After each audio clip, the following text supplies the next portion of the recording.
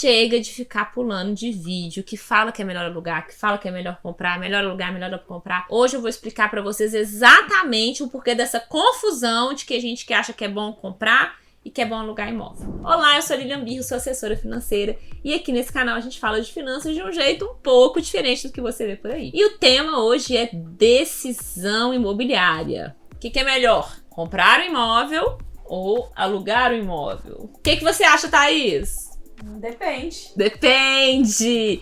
Gente, que dificuldade chegar no depende, né? Como as pessoas gostam de determinar uma coisa que é extremamente complexa.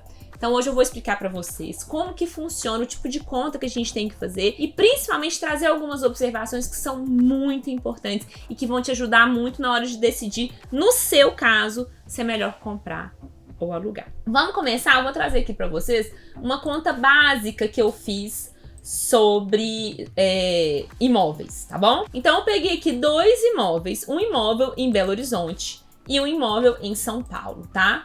Os dois são imóveis de 4 quartos e eu considerei que a gente ficou com esse imóvel nos últimos 10 anos. Vocês vão entender por que eu peguei o período pra trás daqui a pouquinho, tá bom? Então é um imóvel aqui que eu considerei que ele custa R$500 mil, tá bom? Podia ser 500 mil, podia ser qualquer outro número aqui, isso vai fazer pouca diferença.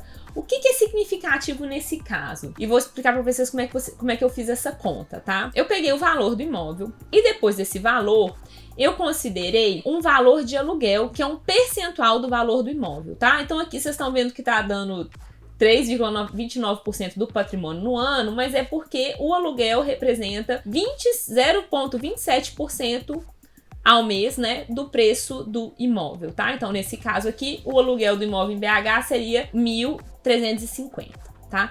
Como que eu cheguei nesse valor? Gente, tem um site muito legal que vocês têm que conhecer, que tem um índice que chama FIPZAP. Já ouviu falar desse índice, Thaís? Não, nunca. Você conhece a Zap Imóveis, não conhece? Conheço. É uma plataforma, né, de anúncios de imóveis e que é uma plataforma muito grande, tem imóveis no Brasil inteiro. E o que eles fizeram? Eles fizeram um índice de valor de imóveis baseado nos anúncios que eles têm, sabe? Que é muito interessante. Então aqui nesse site vocês conseguem ver tanto o preço de venda, né, dos imóveis, como que isso tem mudado ao longo do tempo, quanto o preço para locação, quanto a taxa do aluguel, que é essa relação entre o preço de aluguel versus o preço do imóvel, tá? Então, o que eu fiz? Eu coloquei aqui, para a região de Belo Horizonte e decidi o valor aí, por exemplo, de 4 dormitórios.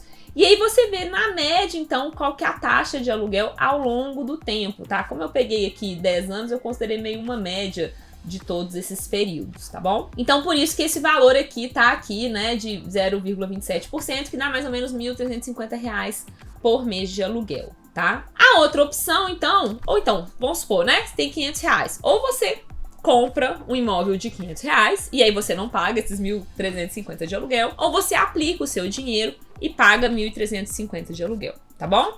E aí muitas vezes as pessoas fazem a conta assim, por exemplo, que eu fiz aqui, né? A média da taxa de juros dos últimos 10 anos foi 8,6% ao ano, tá? Então você pensa assim, pô, de aluguel você vai pagar 3,29% ao ano.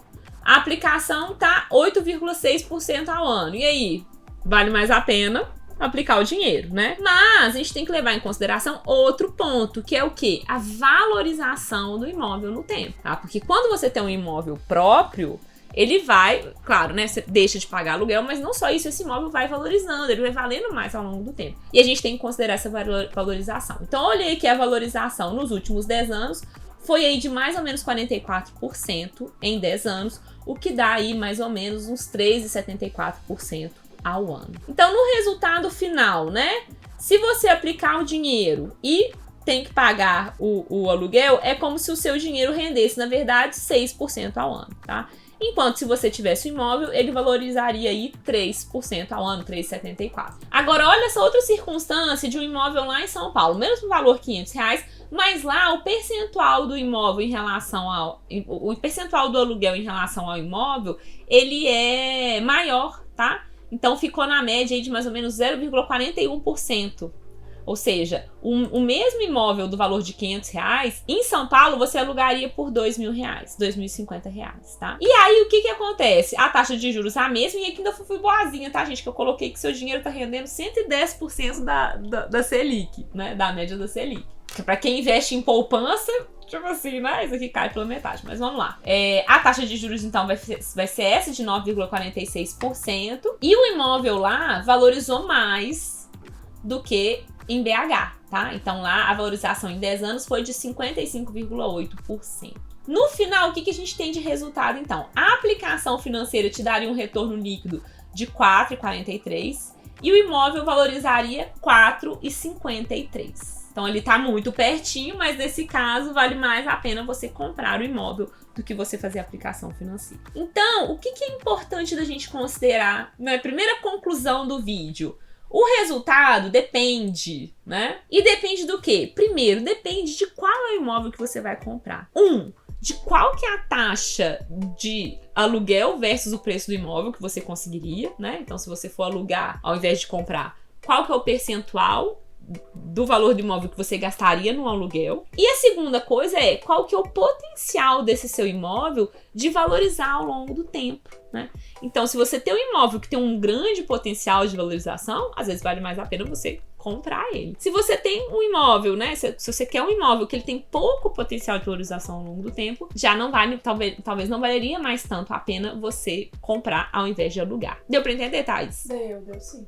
A outra coisa, segunda conclusão importante é o seguinte: não tem como a gente saber ao certo. Por quê? Exatamente porque a gente tem que considerar quanto que o imóvel vai valorizar ao longo do tempo e qual vai ser a rentabilidade dos seus investimentos ao longo do tempo. Então, todas as análises que você vê aí por essa internet afora são análises que usam premissas que não são reais, né? Então, às vezes a gente faz que nem eu fiz, que é pegar os últimos 10 anos ou os últimos 20 anos, o que aconteceu no passado para tentar prever o futuro. Mas saber exatamente o que vai acontecer nos próximos 10 anos, seja com os imóveis, seja com os investimentos financeiros, ninguém sabe. Ok? Então ninguém pode te dar essa resposta assim firme de que é melhor fazer uma coisa ou outra.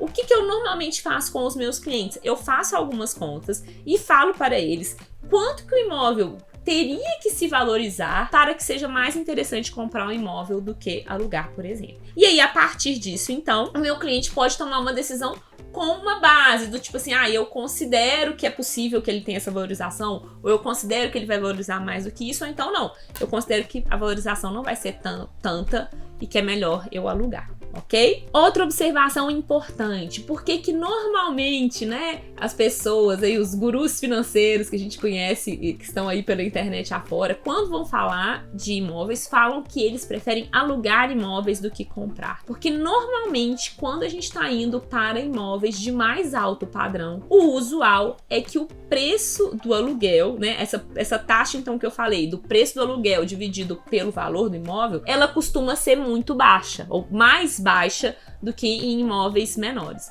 Então, essa taxa mais baixa faz com que valha mais a pena realmente alugar do que comprar nessas circunstâncias, ok? Agora, tem uma observação que é muito importante e que para mim deve ser um dos fatores mais significativos quando você vai pensar na sua decisão de comprar ou alugar, que é a questão do risco. Então, esse risco, como a gente não sabe o que vai acontecer no futuro, a gente precisa levar em consideração os riscos de cada uma dessas decisões e quais são os riscos que a gente está disposto a correr, tá? Então, quando eu compro um imóvel, de certa forma, eu crio uma proteção em relação ao mercado imobiliário. Se você pensar assim, todo mundo tem que morar em algum lugar. Não é não? Você sempre vai ter que morar em algum lugar, você tem que ter algum gasto de moradia em algum momento. A não ser que você vai morar com sua mãe, né, Thaís? Que talvez não seja a melhor opção depois que você passou dos 25 anos de idade. Mas você sempre vai ter um gasto com moradia. Então, se você vai ter um gasto com moradia, ter um investimento em imóvel, de certa forma, é uma forma de se proteger de variações no mercado financeiro, tá? Então, vamos supor que os imóveis começam a valorizar muito e os aluguéis começam também a aumentar demais. O fato de você ter um imóvel te garante que, você pode morar nesse imóvel que você tem, ou 2, você pode alugar esse imóvel para conseguir alugar aonde que você quer morar. Então eu falo que você tem um head do mercado imobiliário, que é um mercado que necessariamente você normalmente vai estar exposto a ele. Por outro lado, quando você compra um imóvel, você tem que estar atento que o imóvel tem vários riscos específicos, né? Outro dia eu estava até comentando, eu tenho uma cliente que ela tem um imóvel e ela tá passando, assim, várias dificuldades porque esse imóvel dela pegou fogo. E ela tá tendo que ter vários custos por conta de um imóvel que pegou fogo. Então, assim, quando você tem um imóvel, você tem riscos específicos daquele imóvel. E se aquele imóvel é uma parte muito significativa do seu patrimônio, isso é uma coisa que você precisa tomar cuidado. Outra coisa que as pessoas não pensam quando elas vão comprar um imóvel elas sempre podem mudar de ideia, né? Então, eu, por exemplo, quando eu fui comprar meu primeiro apartamento, eu comprei com aquela coisa assim, se precisar, eu moro aqui o resto da minha vida, né? E hoje eu acho isso meio assim, não sei, uma ilusão. Você não acha, não, tá? E você mora no mesmo lugar que você morou a vida inteira? Não. Eu acho que hoje, principalmente na nossa cultura muito dinâmica, é meio ilusão a gente pensar que a gente vai morar num lugar para sempre, tá? Então, cuidado com esse pensamento na hora de comprar um imóvel. Mas isso não significa que você não possa ter um imóvel. Você só precisa mudar na sua mentalidade essa noção de que você precisa ter o imóvel no qual você vai morar. Não, você pode ter um imóvel como um hedge imobiliário, né? Como uma opção de investimento no mercado real. E você pode morar lá um tempo e depois de um tempo você deixar de morar lá, né? Desde que faça sentido do ponto de vista financeiro e de vida para você. Tem um último ponto que eu queria comentar, que é um ponto que eu vi num vídeo há pouco tempo, onde o educador financeiro estava falando sobre a questão do IGPM e o fato do aluguel ser ajustado pelo IGPM. E aí, por conta disso, ele falava dos riscos, então, de você morar de aluguel, já que o aluguel sofre o reajuste do IGPM, ok? E aí eu queria deixar algumas questões que eu acho que ele não considerou nessa análise que ele fez, que é o seguinte. De fato, a maioria dos contratos de aluguel tem como índice de reajuste o IGPM. Mas percebe que, por exemplo, na pandemia, né, a gente teve um IGPM que chegou aí mais ou menos a uns 30%. A gente tinha uma taxa Selic a 3, né, e um IGPM que chegou a 25%, 30%. O fato do IGPM ter chegado nesse valor fez com que muitos dos donos de imóveis e locatários, né, tivessem que fazer um novo acordo, um reajuste do valor de ajuste do imóvel, porque era sem condições pensar que o imóvel, que o aluguel ia subir então aí 30%, tá? Então, como a gente sabe que o valor do aluguel, ele também é atrelado, né? A gente tem essa noção de que ele é atrelado ao preço do imóvel, então o imóvel custa 500 mil, vai ser 0,3% ou 0,4% do valor do imóvel, né, que você vai gastar com aluguel.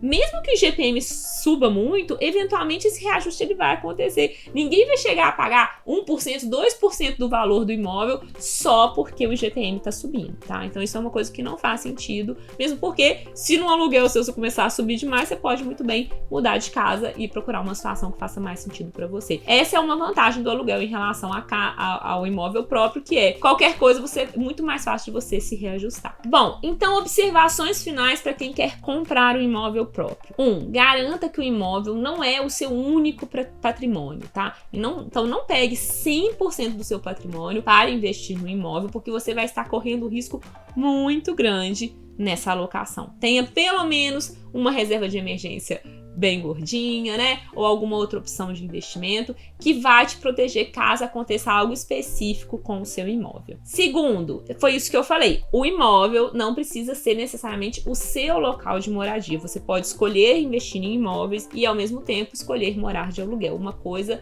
não impacta necessariamente na outra. Terceira dica, procure regiões promissoras. Como eu falei, a taxa de valorização do imóvel e a taxa do valor do aluguel em relação ao preço do imóvel são coisas que impactam muito nesse resultado.